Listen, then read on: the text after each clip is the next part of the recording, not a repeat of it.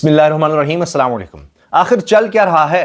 Governor राज की बातें तो पीछे रह गई, अब तो पूरा सिस्टम लपेटने की बातें हो रही हैं। इमरजेंसी की सूरत हाल की बात क्यों की जा रही है? फिर अब हुकूमत और एस्टैब्लिशमेंट के दरमियान चल क्या रहा है? ख्वाजा आसिफ का बयान अब बहुत ज्यादा गर्दिश कर रहा है, सोशल मीडिया पर इसकी बहुत ज्यादा बात हो रही है।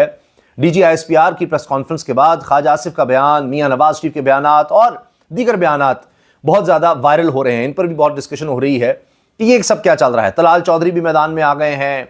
फिर अब सार आलम साहब ने अता तारड़ को जिस तरह खरी खरी सुनाई है, बल्कि वीडियो चैट, बल्कि फोन चैट उन्होंने लीक कर दी है, बता दिया सबको कि जी क्या अता तारड़ ने उनको पैगाम भेजा था।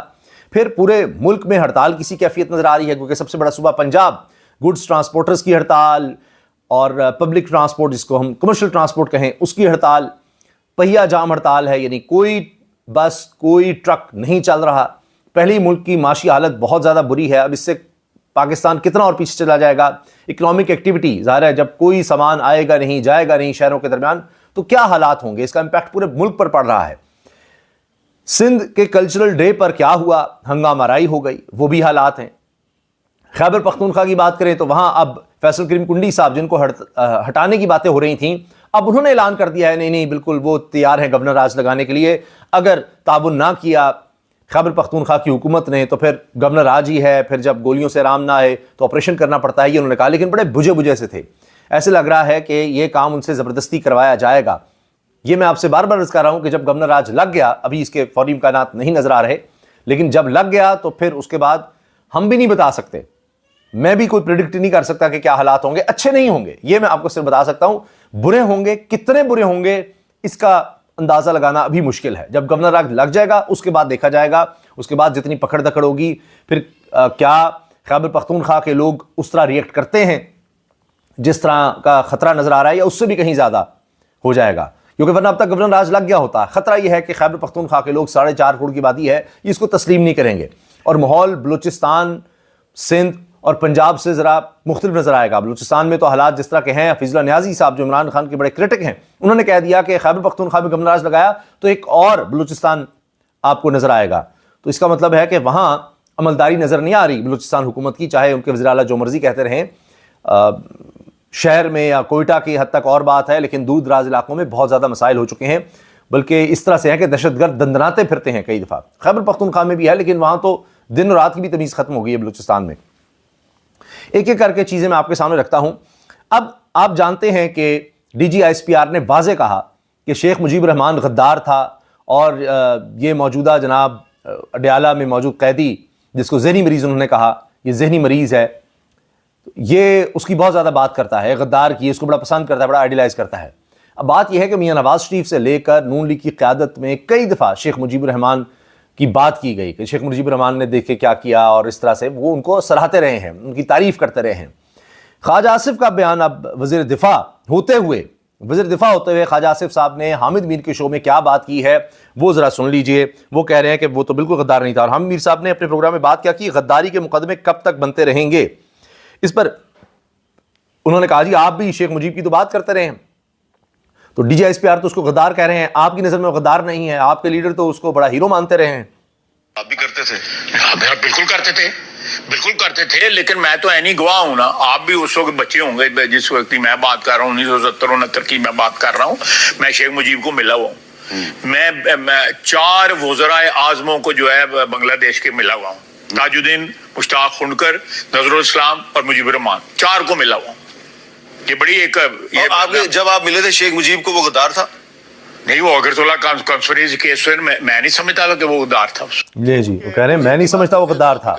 यानी पाकिस्तान दो लख्त हुआ, 2 टुकड़े हुआ, मशरकी पाकिस्तान मौजूदा मगरबी पाकिस्तान से अलग हो गया, नया मुल्क बन गया बांग्लादेश।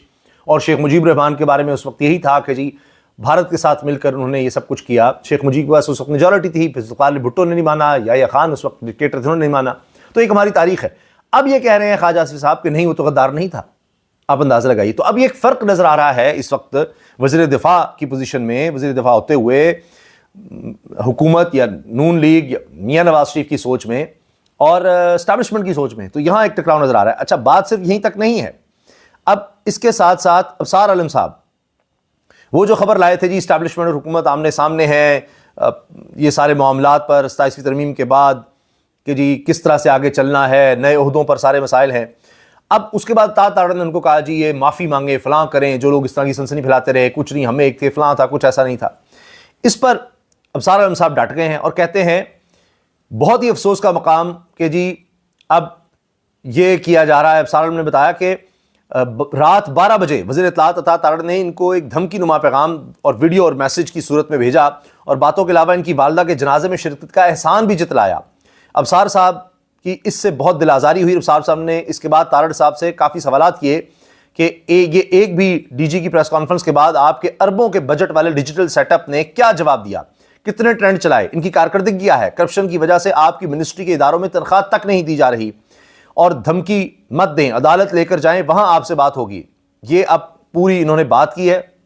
काम का अदब का रिश्ता है। अभी उनकी वालदा फौत हुई, मैं जनाजे में मौजूद था, हम उनके गम में शरीक रहे, हम खुशी गमी एक दूसरे की हम भरपूर शरीक रहते हैं। मैं हैरान हूँ कि अबसार साहब जैसा आदमी ये बात करे कि सिविल साइड ये कह रही है और मिलिट्री साइड ये कह रही है, यानी ऑल कंजेक्चर। क्या सर यहाँ भाई, सिविल साइड प्राइम मिनिस्टर है और मिलिट्री साइड फील्ड मार्शल है जी।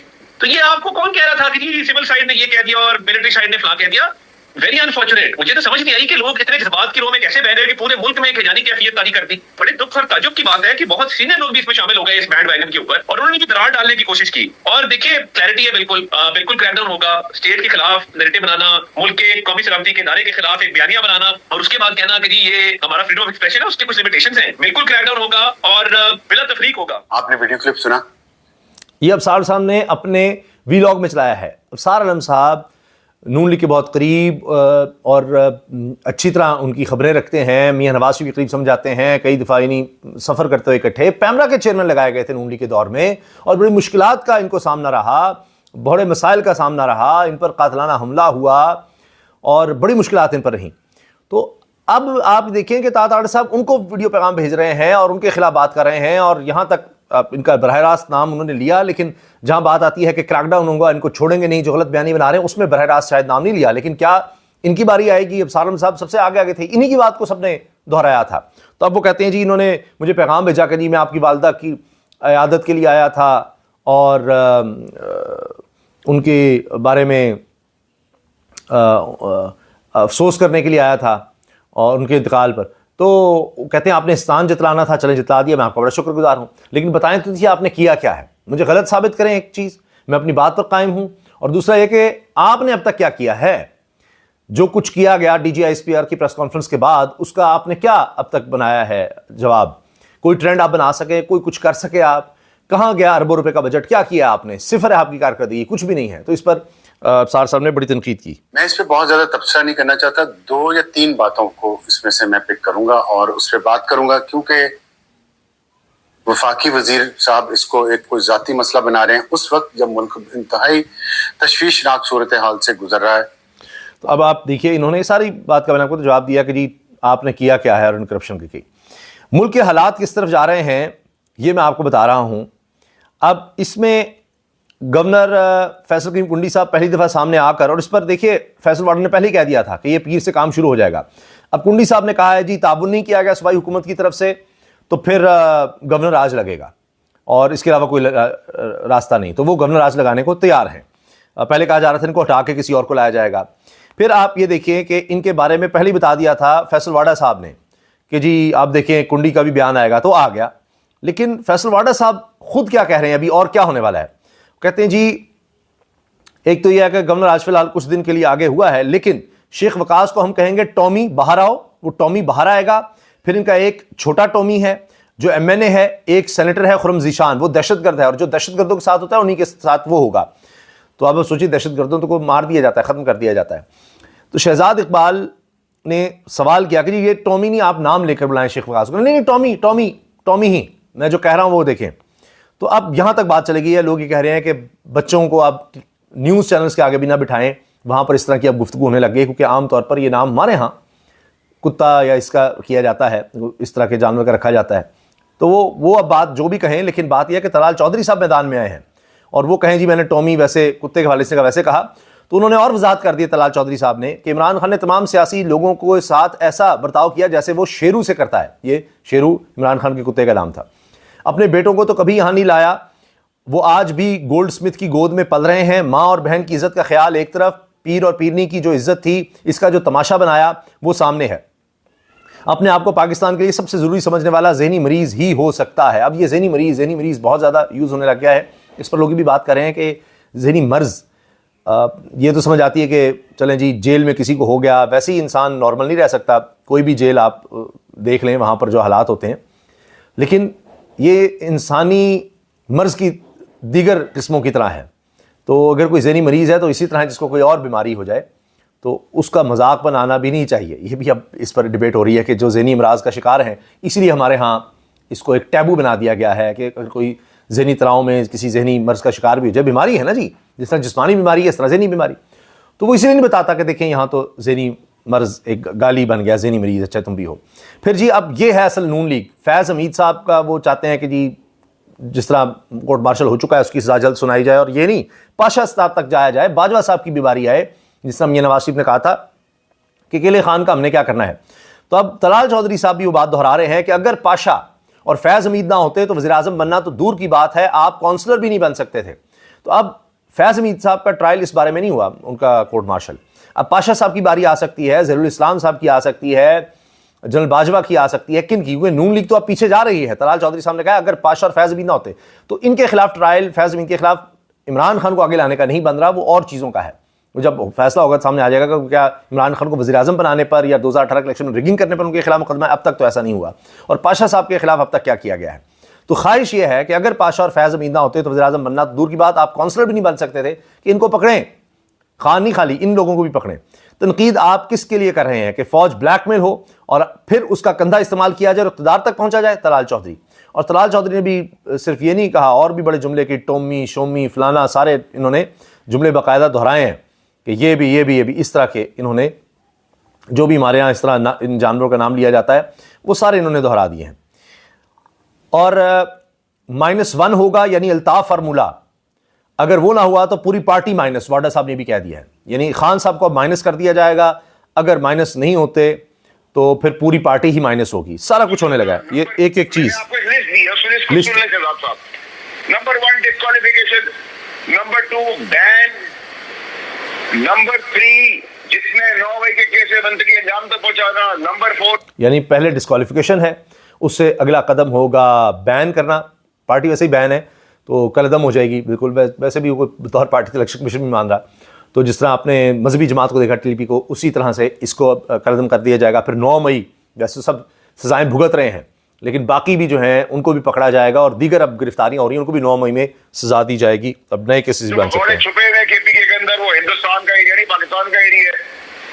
नंबर 5 जो हिंदुस्तान से कनेक्टेड है, जो टेररिज्म का काम कर रहे हैं, जिन्होंने टेररिस्ट माइंडसेट के साथ अपाय किया और अवानों में बैठे हैं, वो जो अब ऐवानों में बैठे हैं, इसका मतलब है सेनेट और में भी और कौमी असम्बली में भी वो भारत के साथ जुड़े हुए हैं, तो उनको फिर पकड़ा जाएगा। नेक्स्ट स्टेज वो है, एक एक करके ऊपर जाया जाएगा। और -1 ये निकलता फॉर्मूला जो मैं आपको 1.5 साल से कह रहा था। अच्छा, -1 नहीं तो पीटीआई कंप्लीटली माइनस।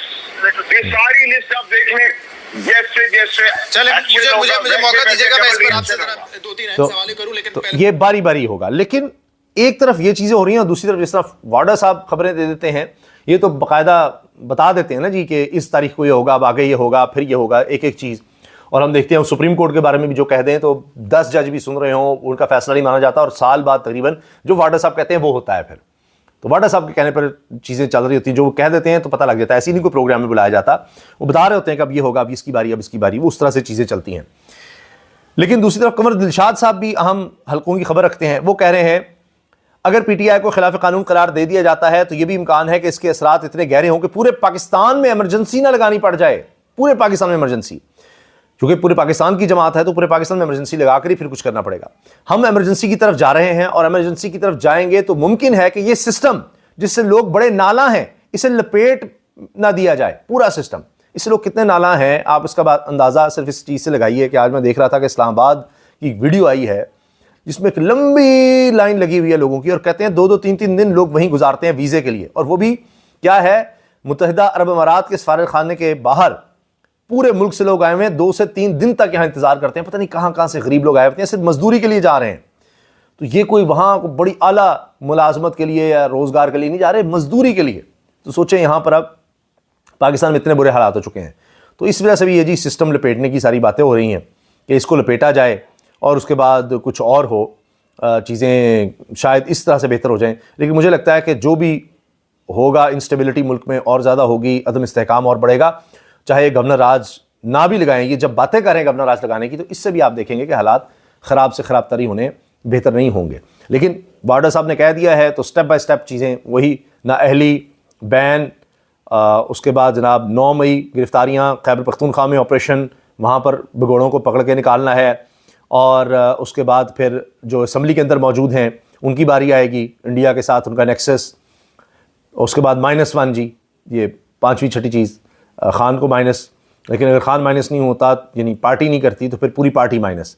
लेकिन इस पर असद तूर सहाफ़ी ने तज्ज़िया दिया है अपना, और वो कहते हैं -1 की बात की जा रही है। अगर खुदा न खास्ता ऐसा कर दिया गया तो ये निज़ाम अपनी आखिरी हिचकी लेगा।